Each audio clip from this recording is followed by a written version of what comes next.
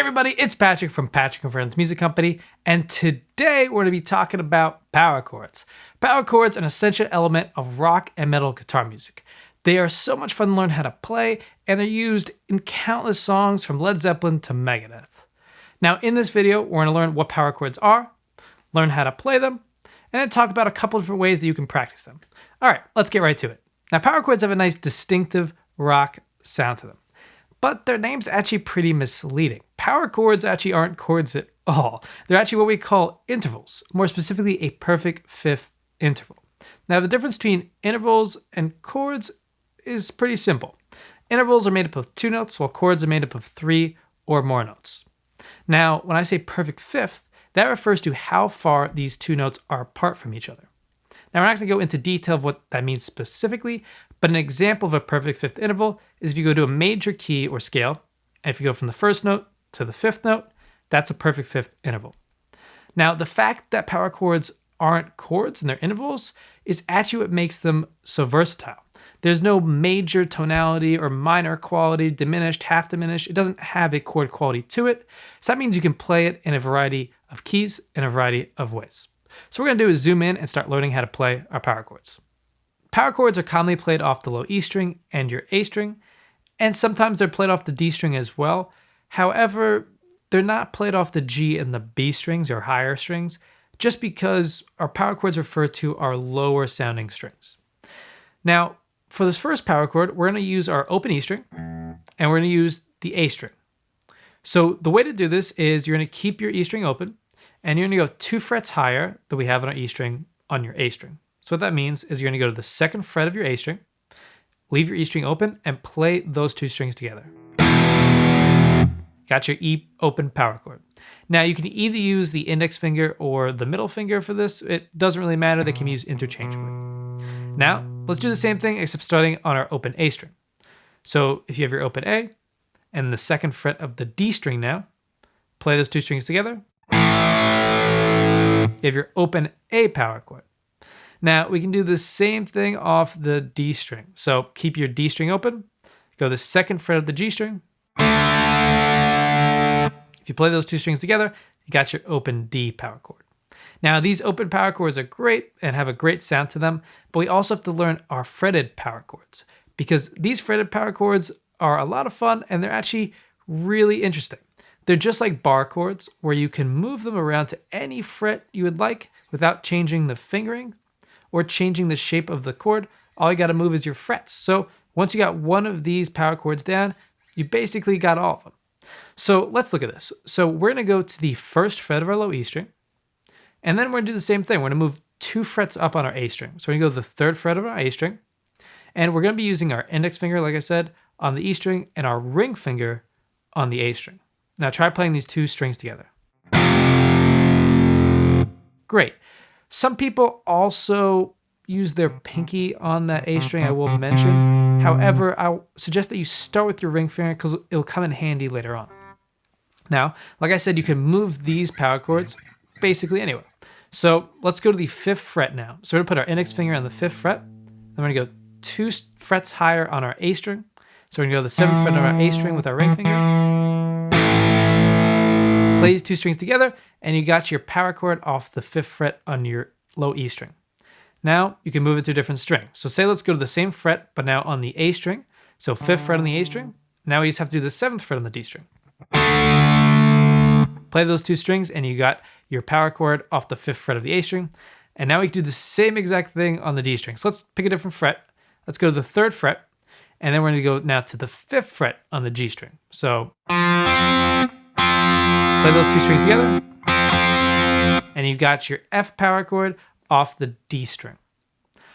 Awesome. Now, a great way to work on getting your power chords down across multiple frets is to practice playing them up chromatically up and down the neck. All this means to do is go from one power chord on one fret to the next closest fret, and then go to the next fret, up another fret, up another fret, up another fret, and go back down. Now you can go all the way up and down. However, for this, we're going to try this going up to the 5th fret and going back down. So we're going to start with our open power chord off our low E string, and then we're just going to move up a fret. So we're going to go to the 1st fret. We're going to stay all on the low E string. Go up another fret and go up all the way to the 5th fret. And try going back down.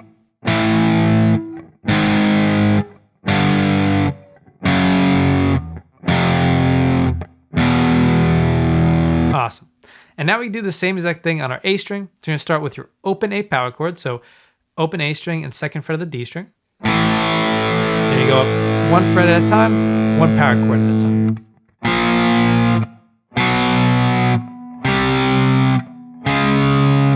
And back down.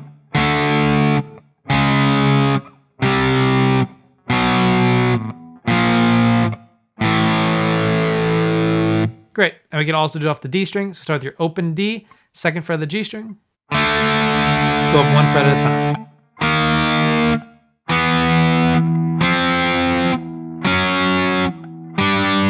Once you hit the 5th fret, go back down.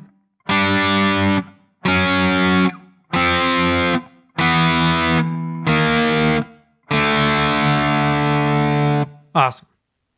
Now we have our 2-string power chords, which sound really great, have a nice punchy and tight sound to them. However, if you want a nice fuller sounding power chord, we can actually add a string. And you may be wondering, I thought you said there's only 2 notes. You're lying to me now. Not really. So we're still going to be using 2 different notes. All we're going to do is double our lower sounding note, so double our root note, up an octave. So the same note, just a higher pitch. So to do this, we're just going to add a string. So we're going to go back to the first power chord we learned off the low E string. So we're going to keep that E string open. Then go to the 2nd fret of the A string. Now we're going to add the 2nd fret of the D string. So same fret as your A string. All you're going to do is play these 3 strings together. Now, as far as fingering, you can use your middle finger and your ring finger on the D, or if you use your index finger on the A string, you can use your middle finger on the D string. They both work great. Now we can move this again to our open A. So if we keep our open A string, we're going to have the 2nd fret of our D string and the 2nd fret of our G string. Awesome. You can also bar these chords if you would like, but I suggest if you're a beginner to use the 2 different fingers. It's a little easier. Now you can play it off the D string.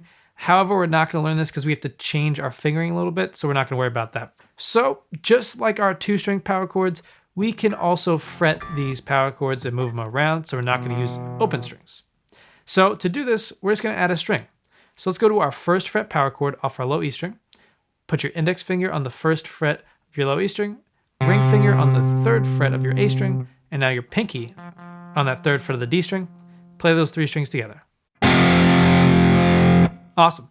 Let's try moving it around. So if you go to the 4th fret of your low E string, index finger will be on the 4th fret, ring finger will be on the 6th fret of your A string, and pinky finger will be on the 6th fret of your D string. Great. We can also move this to our A string. So let's go to the same fret. Let's go to the 4th fret in the A string. Let's go to the 6th fret with your ring finger on the D string, and the 6th fret with your pinky on the G string. Let's try this. Awesome. So as you can see, you can move them around just like your 2-string power chords anywhere on the neck. So you can work on this going up and down chromatically, just like with your 2-string power chord. However, we're going to work on this a little bit differently. It's going to be a little more applicable to a song you might learn. Because in songs, you're not going to just go up 1 fret at a time. So what we're going to do is we're going to start with our open E string power chord again.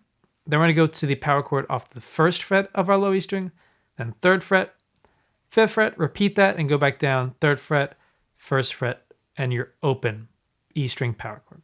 Let's try this.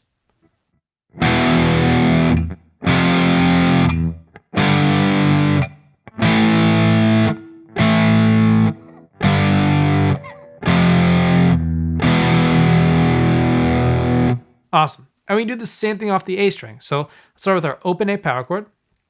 Then you're going to move to the 1st fret off the A string, 3rd fret, 5th fret, and back down. 5, 3, 1, and then your open A power chord. Let's try this.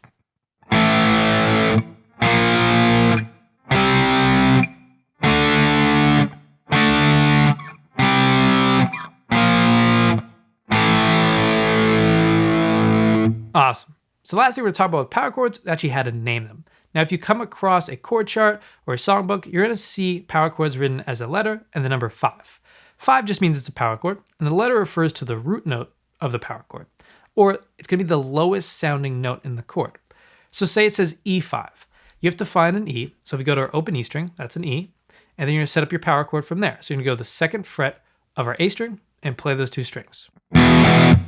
Now, if it says G5, you're going to find a G. So you can go to the third fret of the low E string, and you're going to play the power chord off that fret. So you have the third fret of the low E string and the fifth fret of the A string. That's your G5. Now, these two power chord shapes, the 2-string and the 3-string, can be used interchangeably. I suggest learning the 2-string power chord shape first because it's a little easier, and then you can just add a string to get to your 3-string shape. Now, they're both used in a variety of different settings in a variety of different ways, so you should go and learn both so that you can have both at your disposal. If you really enjoyed this video and the other videos on the Patrick and Friends Music Company channel, make sure you check out our Patreon page for exclusive content not available on YouTube. Awesome. Power chords are so much fun to learn how to play, and when you get them down, you can learn rock songs right away. I suggest trying to find songs that you already know that have power chords in them, and when you learn those songs, it can really help your power chord playing. One song that I suggest for beginners is Iron Man by Black Sabbath. It's a great song and uses a bunch of power chords. Now, I hope to see you in the next video, but in the meantime, happy practicing.